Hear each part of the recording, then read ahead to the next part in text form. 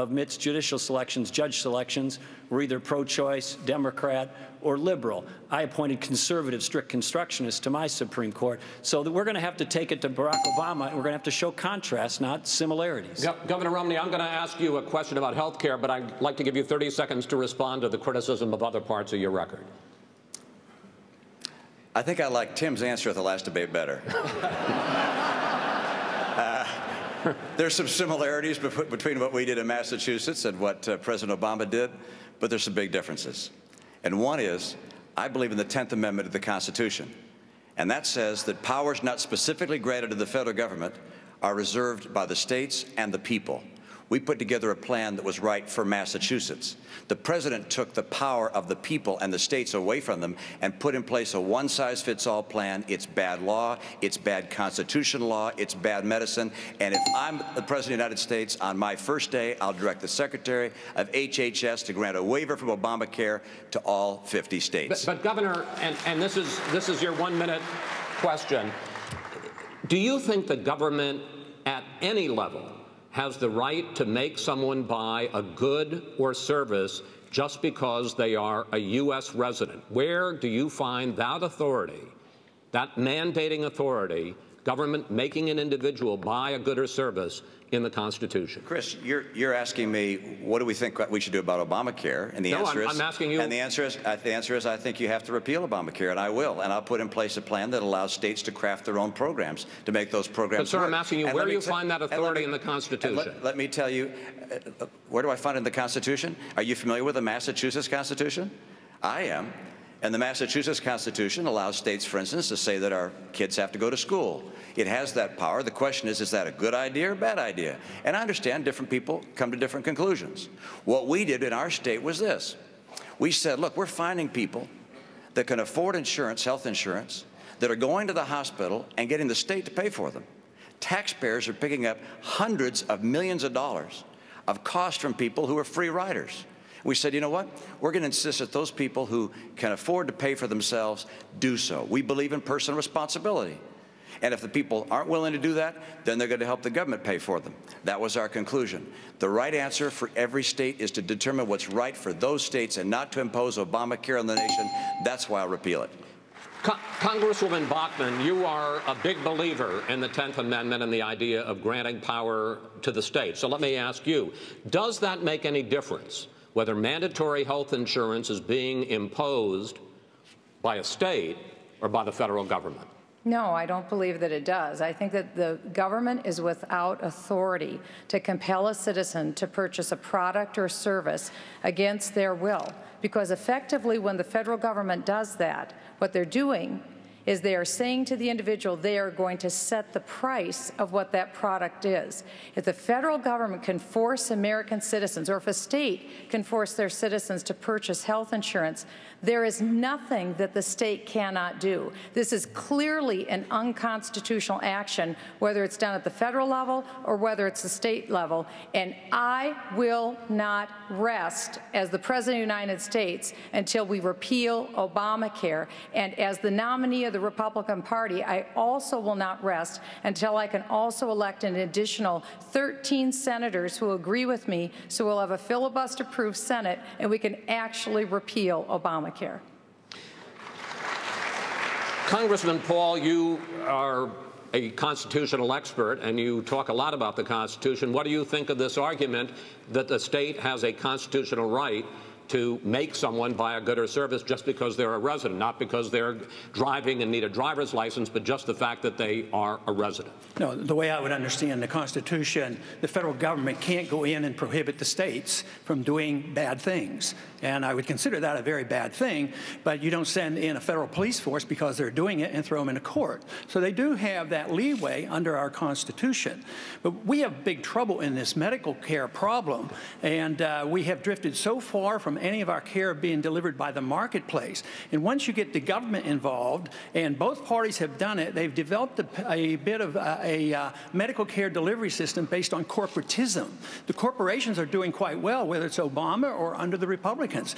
The drug companies do well, the insurance companies do well, the organized medicine do well, the management companies do well.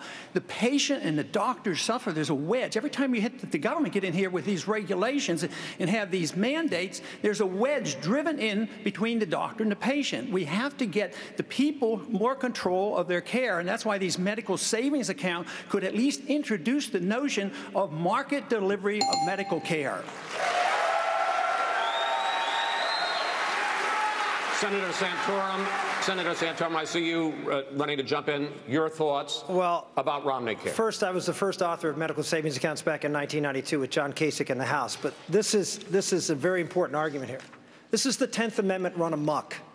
Michelle Bachmann says that she would go in and fight health care being imposed by states, mandatory health, but she wouldn't go in and fight marriage being imposed by the states.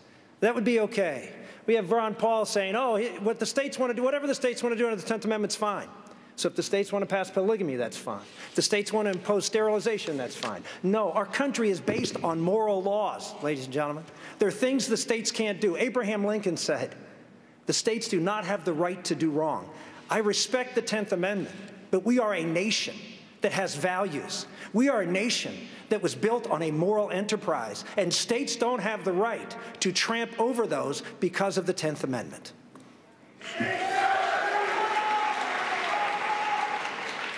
When we come back, we're going to take a short break. We're going to talk about a couple of people who are not here tonight. Also, national security, foreign policy, the war on terror, and a bit later, social issues. Fired up crowd here. Check out foxnews.com and vote in our online poll. We'll be right back after this break.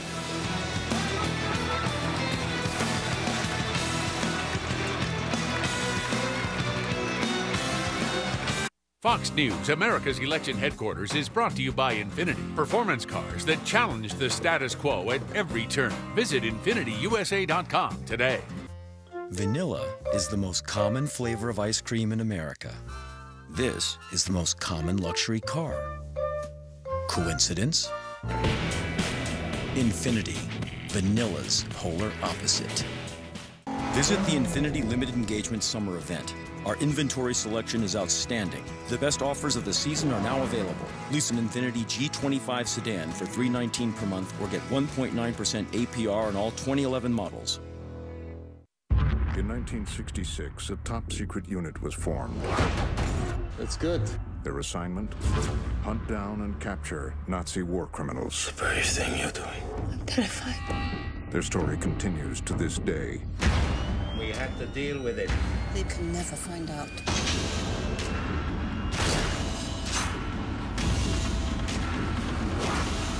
It's not over! The Debt. And you would have to pay. Rated R. Buy more, save more at Joseph A. Bank. All short sleeve sport shirts and all shorts, 50% off. Your second, 60% off. Your third, 70% off. Plus, take an additional 25% off all clearance prices. That's an extra 25% off all clearance. Only at Joseph A. Bank. The deeper you go, the more good things you learn about oil and natural gas, an industry that supports 9.2 million American jobs, with 20% new jobs in natural gas alone since 2006. And from the energy and manufacturing plants to the fertilizer on the farm to the building blocks for tomorrow's medicines, we're fueling all kinds of jobs. So the next time we discover more oil and natural gas together underground, think of all the good that means above ground. Log on to learn more. That is a giant purse. This can hold 2 books, 2 newspapers, 3 magazines. Pretty great, huh? Yeah. My Kindle holds up to 3,500 books. Magazines, newspapers, and it only weighs 8.5 ounces. Yeah, but then I wouldn't get to carry my giant purse. Can I see that? Yeah. Wow. Yeah.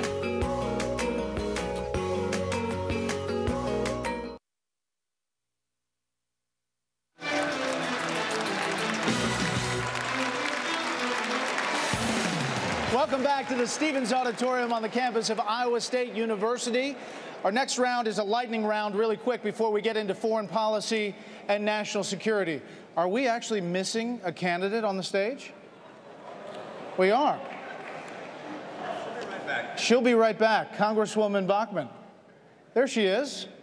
That's okay. Okay.